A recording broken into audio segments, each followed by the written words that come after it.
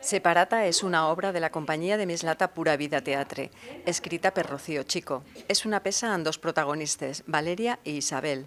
Isabel és una professora de teatre i Valeria una jove actriu. Acudís a ella perquè l'ajude en el monòleg més important de la seva vida per a entrar en una escola superior d'art dramàtic.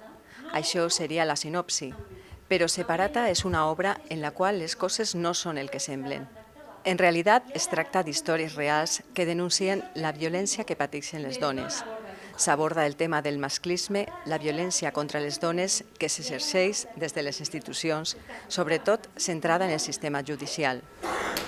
Jo no hauria d'estar defensant-me.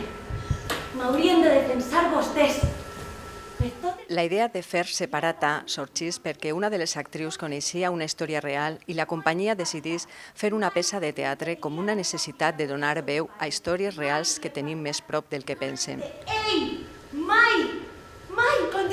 Continua, vas molt bé! Mai he contat les vexacions que he sofrit.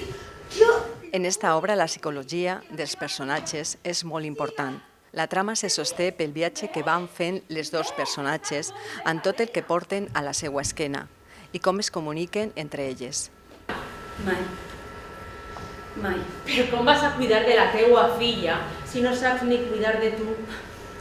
Mira, has estat una tonteria. Pura Vida Teatre és una companyia que sorgís de la motivació de tres actrius amb ganes de fer coses distintes. La companyia es forma el 2014 per la necessitat de donar veu a situacions que ens envolten en el nostre dia a dia, com ara l'homofòbia i la dependència emocional. És per això que decideixen orientar-se a un teatre social, amb la finalitat de conscienciar el públic. A les tres components de Pura Vida Teatre els agrada implicar-se en tot el procés de creació, ja que solen tractar temes que, d'una forma o d'una altra, els toquen. Isabel, crec que no ho estàs entenent. La fiscal és una persona masclista que creu a l'home des del primer moment i no vol veure ni escoltar res que vagi en contra d'ell.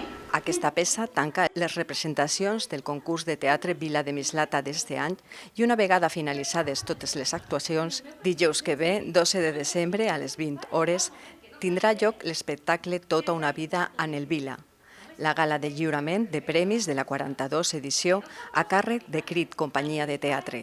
A la xiqueta. És que si aquest home és un maltractador,